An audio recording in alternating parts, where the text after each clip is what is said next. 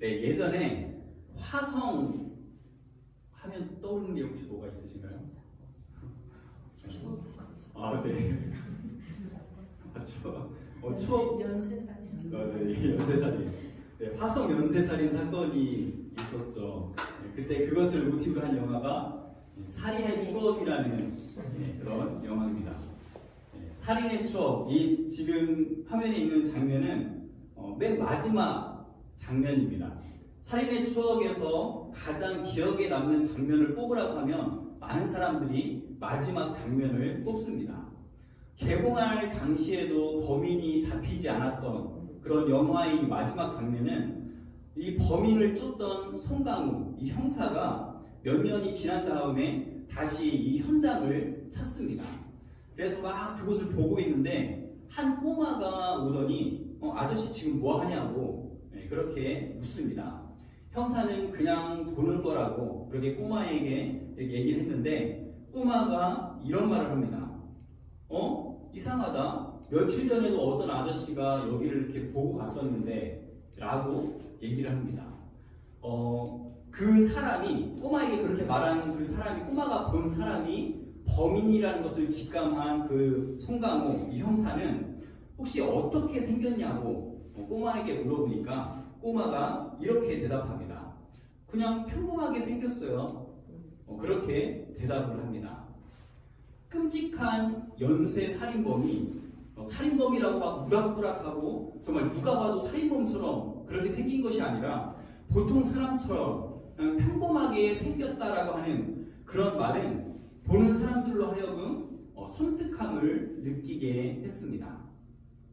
평범한 사람이 연쇄 살인범이라는 말에 섬뜩함을 느끼는 이유는 보통 사람, 평범한 사람은 그럴 리가 없다라고 생각하기 때문입니다. 예전에 보통 사람이라는 슬로건으로 대통령이 된 사람이 있었습니다. 혹시 기억하시나요? 네. 나의 사람 보통 사람입니다. 믿어주세요. 어렸을 때 그 얘기가 그게 유행어처럼 많이 했었던 그런 기억이 있습니다. 당시에는 보통 사람이 무슨 대통령을 하냐, 좀 이미지가 너무 약한 거 아니냐 그런 반응이 있기도 했다고 하지만 대통령 후보가 보통 사람이라고 하는 그런 슬로건은 거의 대부분의 사람들이 나는 보통 사람이다 라고 생각하고 있었기 때문에 나와 같은 보통 사람, 나와 같은 평범한 사람이라는 것이 더 친근하게 다가왔던 것 같습니다. 이 세상의 일반적인 대부분의 사람들은 자기 자신을 그냥 보통 사람, 평범한 사람이라고 생각합니다. 그래서 일반적이지 않고 다르면 특별하다고 말합니다. 큰 일을 이룬 사람들을 보면 특별한 무언가가 있었습니다. 언어에 특별한 재능이 있다든지, 노력을 특별히 다른 사람보다 더 열심히 한다든지, 더 다른 사람보다 특별히 폐활량이 더 좋다라든지, 뭔가 특별한 것이 있어야 큰 일, 대업을 이룰 수 있습니다. 하나님께 쓰임받는 사람들이나 교회들을 봐도 특별한 믿음이 있어야 합니다. 지난주 설교에서 제가 잠깐 말씀드렸는데 요한복음은 우리를 위해 쓰여졌지만 우리에게 쓰여진 것은 아니라고 했습니다. 예수님이 부활하신 후에 그 예수님을 믿는 사람들, 그것 때문에 추방당하고 계속 손해를 보고 있는 그런 사람들에게 쓴 것입니다. 어렵고 힘든 상황 속에서도 믿음을 지키면서 살려고 몸부림치는 사람들, 그들에게 예수님의 12제자는 어떤 존재였을까요? 천지를 창조하신 하나님이 이 땅에 오셨는데 그분의 직속 제자들이라고 하면 신앙인들에게는 정말 전설적인 인물들이었습니다.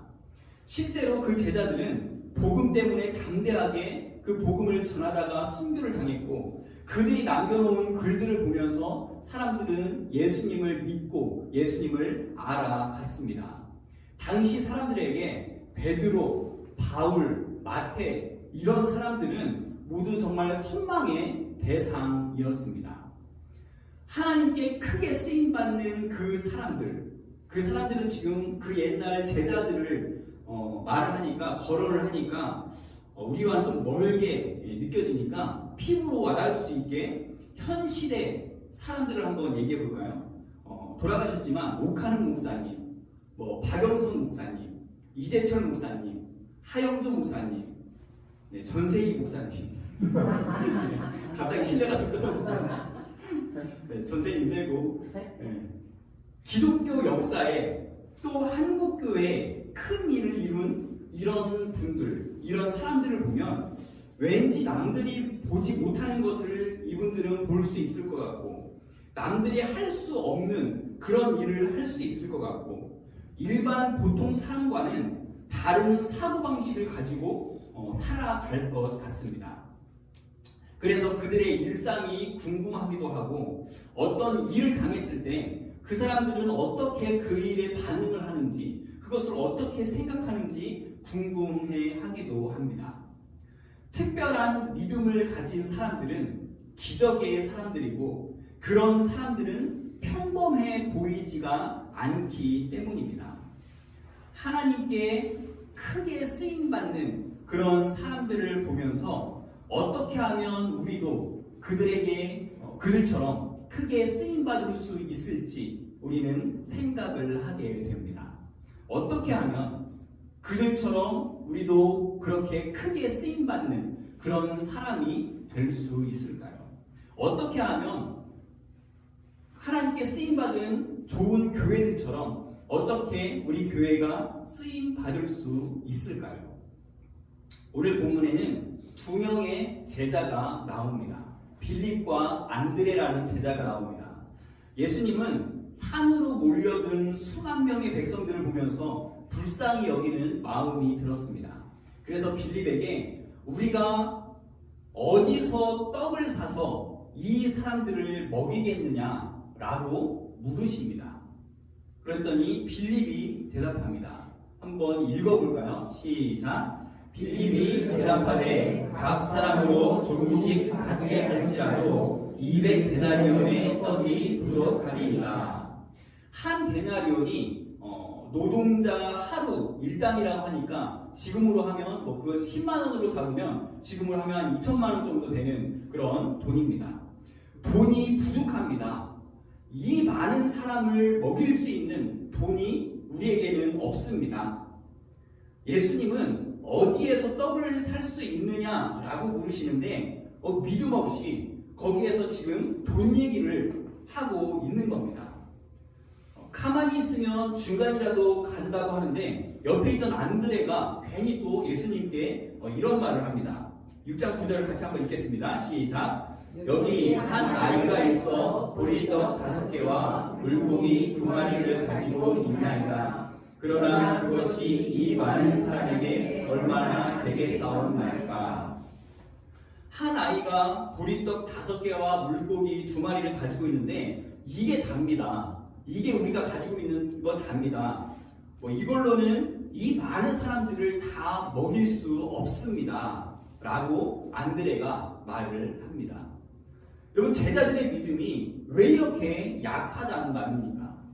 평범하지 않은 특별한 믿음이 있어야 큰 일을 할 수 있고 기적을 경험할 수 있는데, 보통 사람도 대답할 수 있는 이런 평범한 믿음을 가지고 어떻게 큰 일을 이룰 수가 있겠습니까?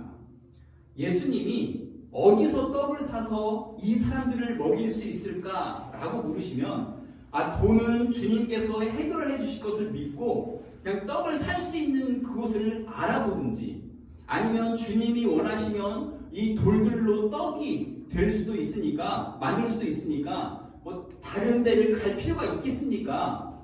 그렇게 말을 하든지, 안드레도 한 아이가 물고기 2마리와 보리떡 5개가 있는데 이걸로 어떻게 이 많은 사람을 먹일 수가 있습니까? 이런 믿음 없는 소리 하지 말고 오병이어밖에 없지만, 이것밖에 없지만 예수님께서 기적을 베풀어 주실 것을 믿고 그냥 온전히 드렸으면 더 좋았지 않았겠습니까? 특별한 믿음이 아닌 누구나 할 수 있는 이런 평범한 반응들을 제자들이 하고 있으니 그런 제자들을 데리고 다니시는 예수님이 얼마나 답답하셨겠습니까? 그래서 교인들은 오늘 나온 이 두 사람을 본받지 말아야 할 반면교사로 삼아야 합니다.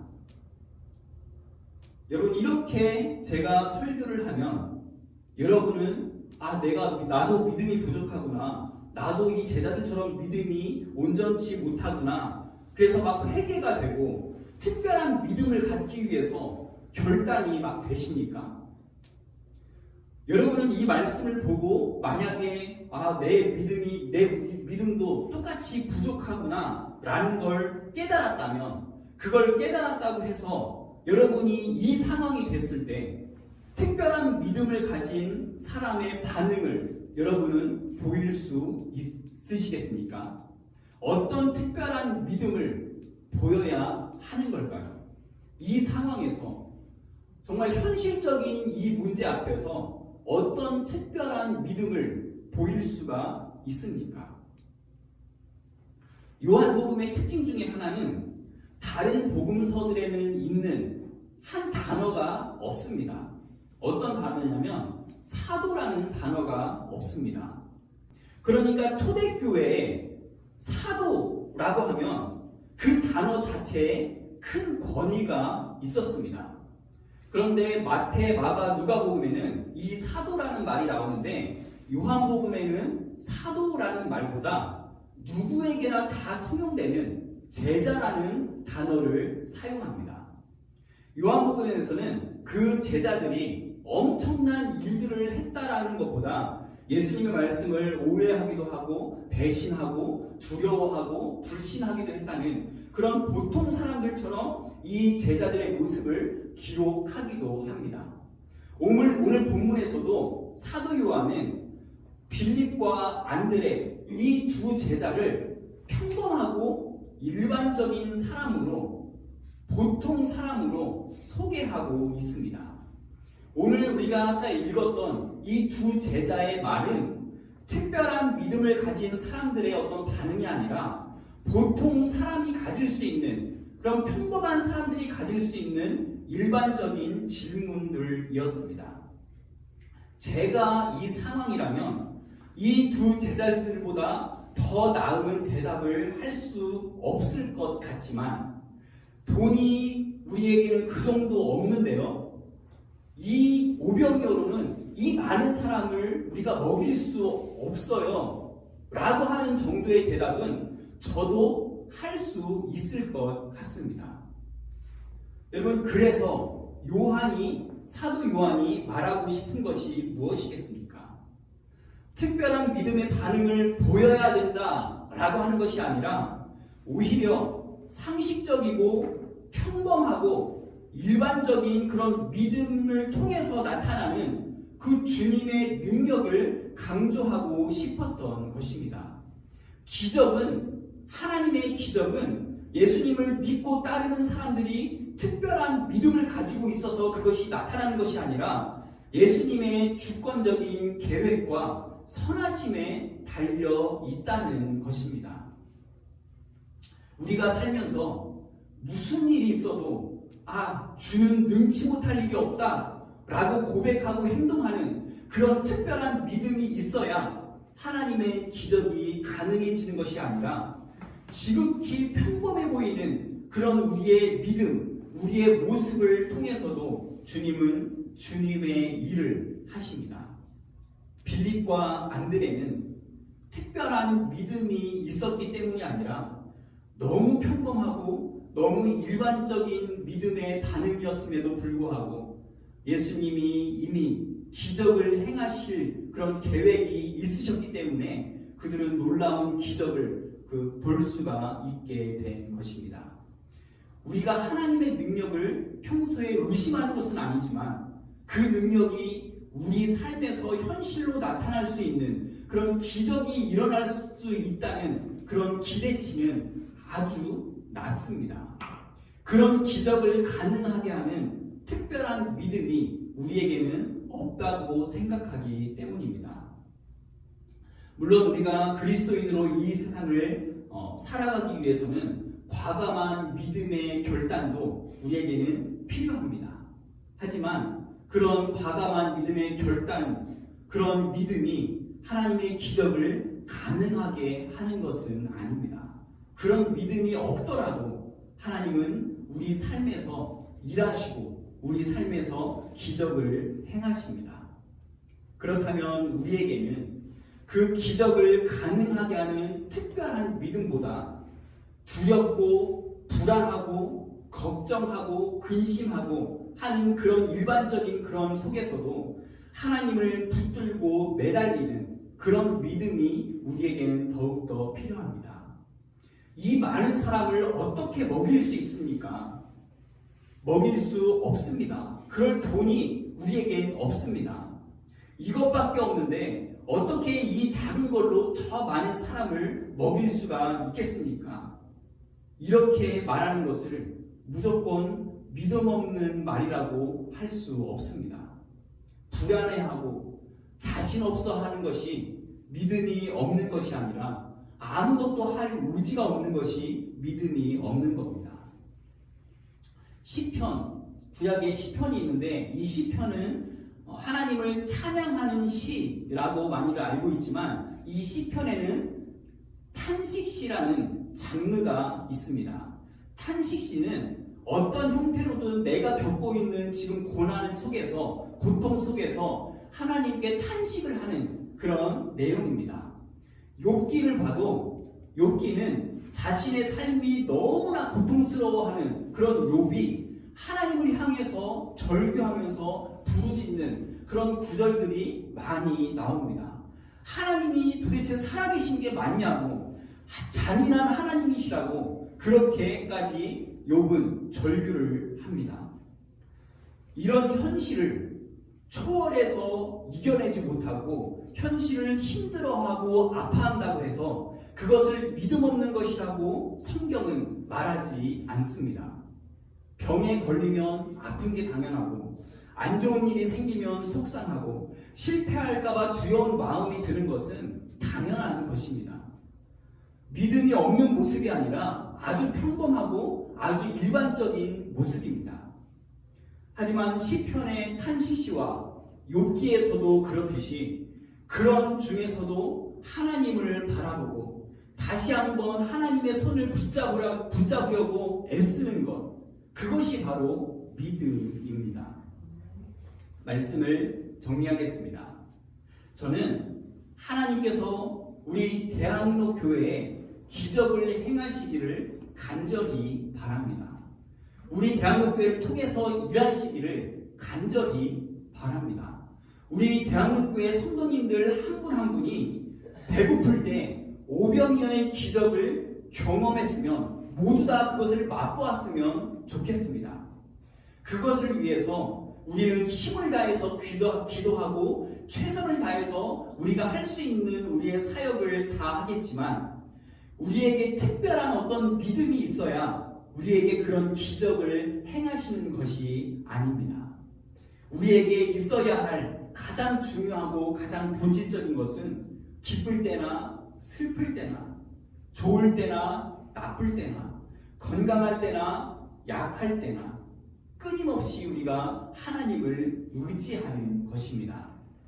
무모할지라도 할 수 있다고 하는 그런 자기 체면을 거는 것이 하나님을 의지하는 것이 아닙니다. 하나님을 의지하는 것은 불안하고 두렵지만 그런 중에도 끊임없이 하나님을 바라보려고 하는 것입니다. 내 믿음이, 내 특별한 믿음이 기적을 가능하게 하는 것이 아니라 내 안에 살아계신 주님이 그 기적을 가능하게 하십니다. 우리에게 평범함을, 보통 사람의 어떤 그것을 뛰어넘는 그런 믿음을 내세울 수 있는 그것은 없다 할지라도 빌립과 안드레보다 더 좋은 믿음의 대답을 할 수 있는 그런 자신은 우리에게 없다 할지라도 진심으로 주님을 의지하고 주님과 함께 하기를 원하는 우리 대학로교회 성도님들 되시기를 간절히 바랍니다.